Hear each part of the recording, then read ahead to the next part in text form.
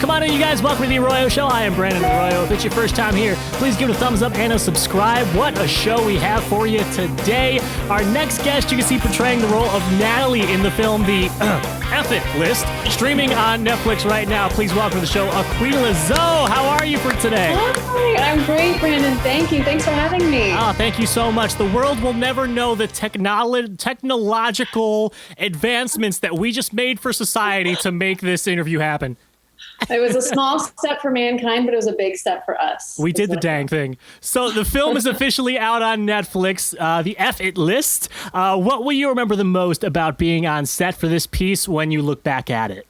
Yes, I think that there was two moments. One, the table read, because that's always one of my favorite parts of any show or film.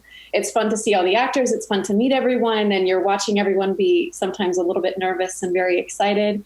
And it's like the beginning. To me, I mean, of course, things happen way more in advance on the production side, but as an actor, that's one of the big first moments that you're a part of the team. So that will stand out to me. And there was, I think it was the day on set that I was there. We were filming one of the last big times you see like the news coming in, and sitting between takes and hearing all of the actors. They're all so funny and so wonderful. So one of my favorite parts of being on set too is just the in-between take stuff, getting to know each other and building relationship and being thankful that we're getting to do something we love. For those that are now just learning about the table read, for a lot of shows, that's the first time that you will see all of the actors come together and be able to hear all of the voices and how they work. When you see that and you have that moment as an actor, what does that feel like for you? I'd imagine it's kind of like the first bit of movie magic that you feel with any new project. Yeah, that's exactly how it feels, Brandon. I think for me, it's my imagination is such a fun little wild beast of its own. So I've kind of imagined and painted the picture for who I've thought here, what I've imagined for this. And it's fun to, during the table read, be really surprised in moments that you didn't expect, whether it's on the emotional side or the hysterically funny side.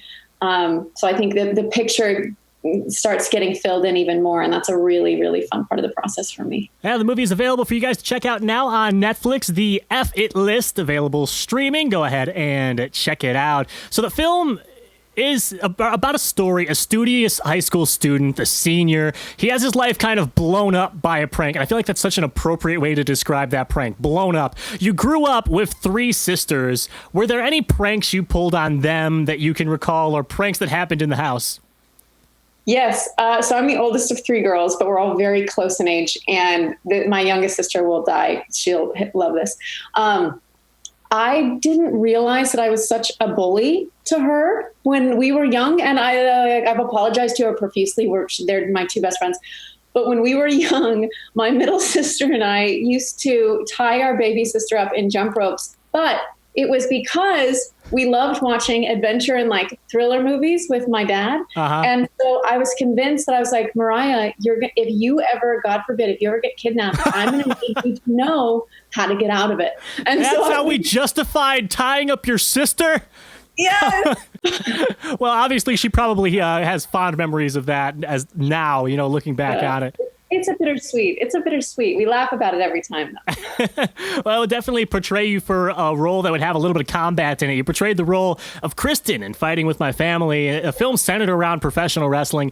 Did that make you eager to want to learn more stunt work? Because if I recall, from the research that I did, you had a ton of practice that went into that and learning the entire, the world of pro wrestling. For sure. Oh my God, it takes so much practice and so much rehearsal. And I have so much respect for wrestlers. Stunt work, yes, 100%. I think I have if I can call it my childhood acting dream, is to portray some modern day version of Lara Croft in Tomb Raider. So the idea of doing my own stunts has always been like this shiny goal on my shelf of like achievement. So I remember telling Steven Merchant, that I was like, my goal in this is to convince you to let me do one of my own stunts that right now you're telling me I'm not allowed to do. So not only was getting to learn how to do stunts for Fighting With My Family phenomenal and really fun, but it also kind of started to check off some of my little bucket list dreams as an actor, because I love doing stunts. And I have a lot to learn, but Fighting With My Family was a really fun first dive into that. As we circle back with young AQUEELA growing up in Redding, California. As the story goes, you produced a story at the age of just 6 years old. What are your earliest memories of wanting to get into the world of storytelling? Yeah. Oh my gosh. So the girls, my sisters and I, Kamari and Mariah, our favorite movie when we were young was the 1993 version of The Three Musketeers.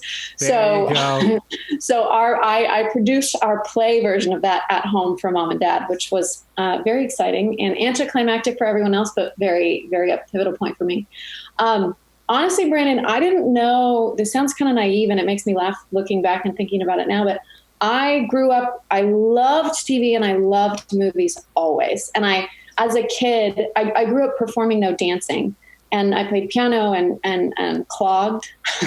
So I loved being on stage and I loved performing. But yeah, so I think in my mind, storytelling was always, I mean, like my mom used to catch me. I was so dramatic as a child in an imaginative way. Anytime we were driving the car, this would be me out the window. And I would be imagining this scenario of like why I was where I was and who I was today and all these. So I think looking back, it's endearing to think about how much I loved storytelling as a kid without really knowing that that's what it was. But it was really not until I was like 20 that I started to fall in love with acting. And that translated into my love for creating and performing that had always been prevalent. But yeah, I felt like God really revealed and opened up the door for acting in a way I never would have anticipated. And then like, it's been a yes for me ever since. It's always exciting when that big guy upstairs opens some windows you didn't know you were looking to have opened. Gosh, no kidding. I'm like, you have to get open. He's like, let me help. Calm down. Well, I mean, a little bit more movie magic. You recently cast in the season 1 of Fox's new drama, Filthy Rich, where were you when you got the news that you had been cast, and what was that feeling like for you to know you'd reached another benchmark in your career like that? I was here at home. My husband and I had we'd taken a little weekend trip to stay with two of our closest friends, a couple who lives in Santa Clarita. And we had this whole beautiful, like in-depth conversation about, the excitement, anticipation. And I feel like God's been teaching me over the last like 6 years. It's like, what does it look like to be totally grounded in reality, but completely alive in hope? And so I was like really, really like wrestling with that in a new way with the prospect of Filthy Rich. And I loved the show and was really, really hoping that it would be a yes. And so Ryan and I had come home from that, and the whole drive home, I was like, you know what? I'm a big believer, and I tell a lot of actors, it was like, if it's for me, then it's mine, which is awesome. So let's just practice being as fearless as possible and also maintain a level of sanity in the waiting. And we had just gotten home, and it's so funny how this happens. And I've talked to so many friends who are like far more successful and advanced in their career than I am, or have just been acting way longer. And they've shared this too. I was like, I'm convinced there's this essence of when we really release things, sometimes there's a new territory for us to be ready to receive them.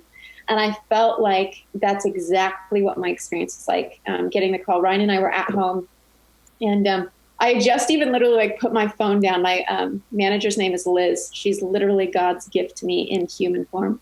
And I was like, you know what? Liz will let me know. I'm sure we're not going to talk today. Put my phone down.